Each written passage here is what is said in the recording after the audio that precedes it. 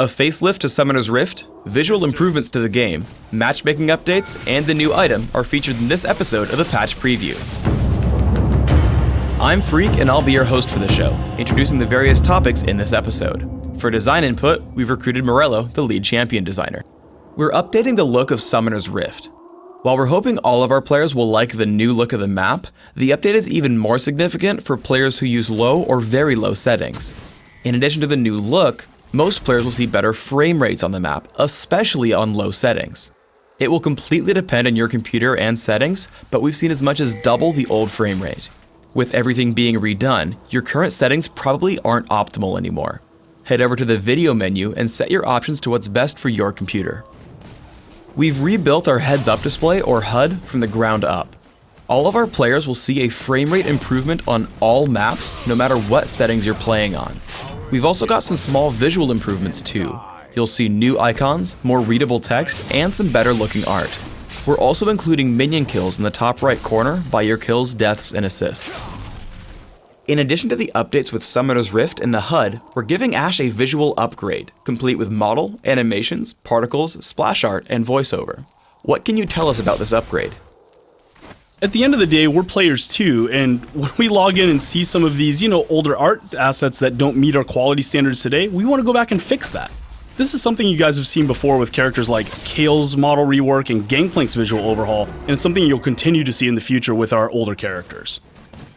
We've made some improvements to how players see turrets too.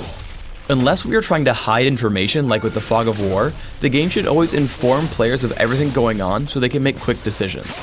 In a big team fight, a turret could be the biggest source of damage output, and players need to react to that. So, we're giving them the cues they need to make attack or retreat decisions. Now, whenever a turret targets a player, that player hears a sound and sees an icon over his champion and the turret so he knows what's going on. We're updating ranked solo duo queue by removing the free-to-play rotation from this game type. Now, players can only pick from the champions that they have unlocked. However, normal draft and ranked teams are staying the way they are. Why are we making this change? Ranked is really designed to be a place where you can try your best and try to win, while on the other hand, free-to-play champions are a place for you to be able to try out new characters. These turn out to be mutually exclusive kind of goals because you want to try hard to win, you should be using characters you have some skill with already, not a character you haven't used before. We're not changing anything about how free-to-play works in normal games, so you can still use that to try out new champions, or even just play a champion you haven't bought that you've liked.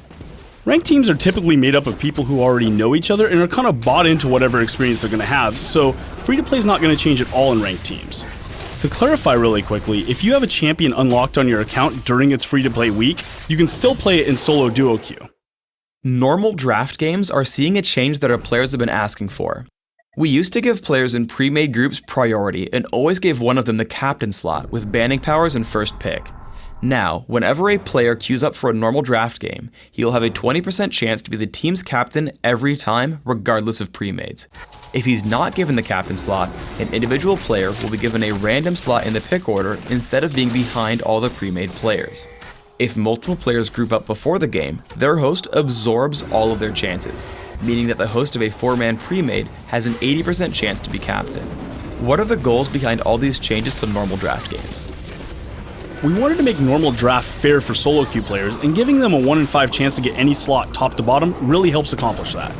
Since pre-made groups can now pick a captain, they can choose who they want picking and banning champions so that they can make more effective decisions as a team.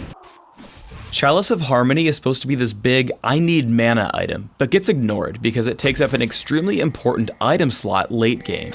To help this, we're adding a late game upgrade to Chalice of Harmony called Athene's Unholy Grail that grants ability power, cooldown reduction, magic resist, and a bunch of mana regeneration.